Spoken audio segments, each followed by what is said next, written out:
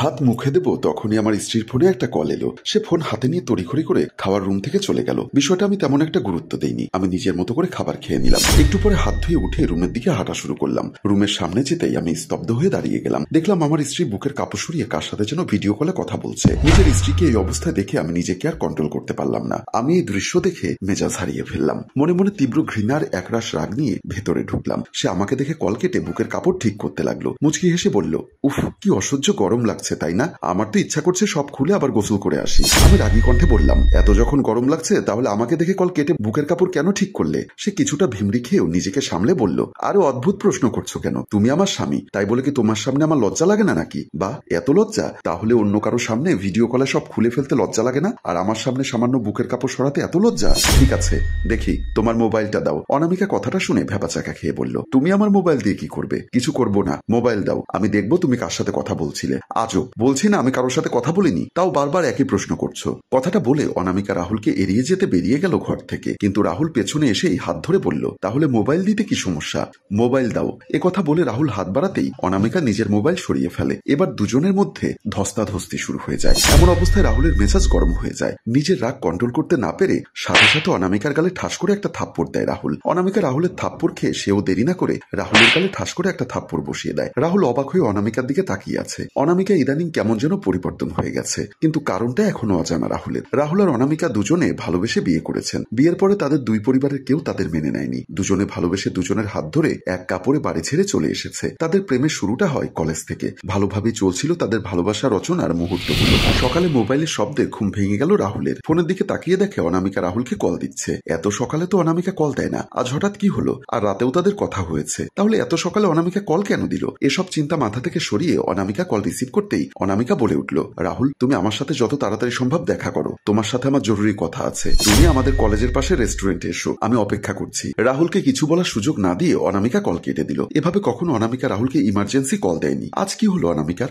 রাহুল দেরি না করে বিছানা ছেড়ে উঠে ফ্রেশ হয়ে বেরিয়ে পড়ে। কিছুক্ষণের মধ্যেই পৌঁছে যায় রাহুল। সেখানে গিয়ে রাহুল অনামিকার জন্য দাঁড়িয়ে অপেক্ষা করছে। অপেক্ষার প্রহর বাড়ছে, কিন্তু অনামিকার কোনো পাত্তা নেই। কিছুক্ষণ দাঁড়িয়ে থেকে রাহুল অনামিকার নাম্বারে কল দিল। অনামিকা ফোন রিসিভ করলো। অনামিকা, কোথায় তুমি? কখন থেকে আমি তোমার জন্য অপেক্ষা করছি। ফোনের ওপাশ থেকে ভেসে আসে গম্ভীর কণ্ঠ, কে তুমি? এটা তো একটা পুরুষের কণ্ঠ।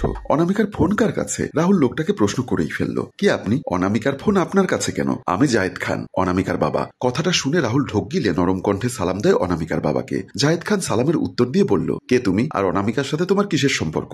আঙ্কেল, আমি রাহুল। ও, তাহলে তুমি সেই রাহুল? অনামিকা তোমাকে ভালোবাসে? জি, তোমার সাথে আমার কথা আছে, তুমি আমার বাসায় চলে এসো। এখন? হ্যাঁ, ঠিক আছে। রাহুল দেরি না করে কিছুক্ষণের মধ্যেই পৌঁছে গেল। দরজায় কলিং বেলের শব্দ শুনে জায়েদ খান দরজা খুলে অবাক হলো। দরজার সামনে দাঁড়িয়ে আছে রাহুল। রাহুলকে চিনতে পারেন জায়েদ। রাহুলকে এত তাড়াতাড়ি আসতে দেখে অবাক হয়ে প্রশ্ন করলো, তুমি কি আগে থেকে আমাদের বাসার দরজার সামনে দাঁড়িয়েছিলে, নাকি আগেই আন্দাজ করতে পেরেছো আমি তোমাকে আসতে বলবো? রাহুল কিছু বলতে যাবে তখনই অনামিকা বলল, বাবা, আমি রাহুলকে এখানে এসে আমার জন্য অপেক্ষা করতে বলেছি, কারণ আমি রাহুলকে সারপ্রাইজ দিতে চেয়েছি। তাই ওকে বলিনি যে তোমার সাথে ওর দেখা করিয়ে দিব। আর সব থেকে বড় সারপ্রাইজ ওর জন্য হলো, আমি রাহুলকে বলিনি তুমি যে আমাদের সম্পর্ক মেনে নিয়েছো। অনামিকার কথা শুনে রাহুলের মুখে হাসির রেখা ফুটে ওঠে। রাহুল যেন নিজের কানকে বিশ্বাস করতে পারছে না। রাহুল তাড়াহুড়ো করে জায়েদের পা ছুঁয়ে সালাম করে। জায়েদ রাহুলকে নিজের পাশে বসিয়ে অনামিকাকে পাঠিয়ে দেয় তাদের জন্য নাস্তা নিয়ে আসতে। অনামিকা হাসি মুখে ভেতরে প্রবেশ করে। জায়েদ রাহুলকে বলল, তুমি কি করো এখন? জি, আমি পড়াশোনা করি। কি, পড়াশোনা করো এখনো? তাহলে বিয়ে করে আমার মেয়েকে খাওয়াবে কি? একটা মেয়ের পেছনে খরচ কেমন জানো তুমি? রাহুল মাথা নিচু করে উত্তর দিল, না, কিন্তু আঙ্কেল, আমি অনামিকাকে সুখে রাখতে পারবো, আমার উপর সেই বিশ্বাস রাখুন।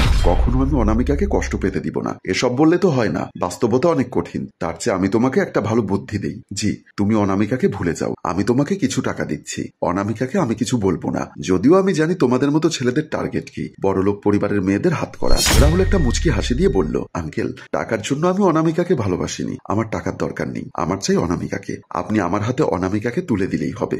আর আপনার হয়তো আমার ব্যাকগ্রাউন্ড সম্পর্কে ধারণা নেই, তাই টাকার গরম দেখাচ্ছেন। কার সাথে কিভাবে কথা বলতে হয় পরিবারকে সে শিক্ষা দেয়নি? আচরণ তো বেয়াদবের মতো। আমি এমন ব্যবহার করিনি যে আপনি আমাকে এইভাবে বলতে পারেন। আমি অনামিকাকে ভালোবাসি, আমার কাছে সবকিছুর ঊর্ধ্বে আমার প্রিয় মানুষ, তারপর অন্য কিছু। আপনি অনামিকার বাবা, তাই এখনো কিছু বলিনি। অন্য কেউ হলে এতক্ষণে, মানে তুই কি করতি? বড়দের সাথে কিভাবে কথা বলতে হয় সেটাও জানিস না তুই? ছোটদের সাথে কিভাবে কথা বলতে হয় সেটাও হয়তো আপনিও শেখেননি। রাহুলের কথা শুনে জায়েদ খান রেগে গিয়ে রাহুলের গায়ে হাত তুলতে যায়, তখনই রাহুল ওনার হাত ধরে ফেলে। তারপর হাত ছেড়ে বলল, আঙ্কেল, আপনি নিজের সীমা অতিক্রম করছেন। আপনি মনে করবেন না আপনি আমার সাথে যেমন ইচ্ছা ব্যবহার করবেন আর আমি কিছুই বলবো না। এটা ভাবলে ভুল করবেন। আমি এমন ছেলে নই যে নিজের অপমান সহ্য করব।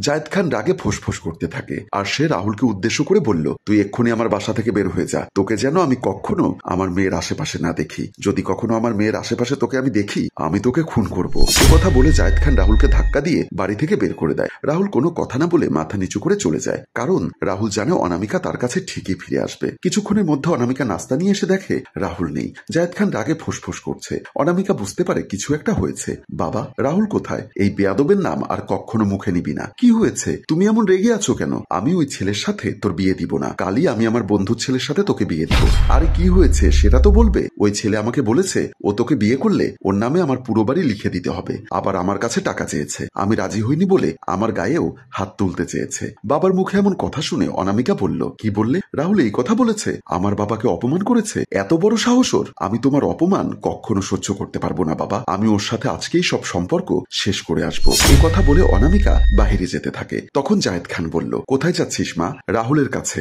ওকে তো উচিত শিক্ষা দিতেই হবে। এ কথা বলে অনামিকা বাসা থেকে বেরিয়ে পড়ে। জায়েদ খানের মুখে ফুটে ওঠে একটা পৈশাচিক হাসি। তিনি যেন জিতে গেলেন। সম্মানিত ভিউয়ার্স, এখানেই আমাদের গল্পের প্রথম পর্ব শেষ হলো। যদি আপনারা দ্বিতীয় পর্ব দেখতে চান, তাহলে অবশ্যই আপনারা কমেন্ট বক্সে দ্বিতীয় পর্ব লিখে কমেন্ট করবেন। আপনাদের কমেন্টের উপর ভিত্তি করেই আমরা এই গল্পের দ্বিতীয় পর্ব শুটিং করার সিদ্ধান্ত নিব। গল্পটির রচনা ও পরিচালনায় অভি, ক্যামেরায় শিহাব ও আশরাফ।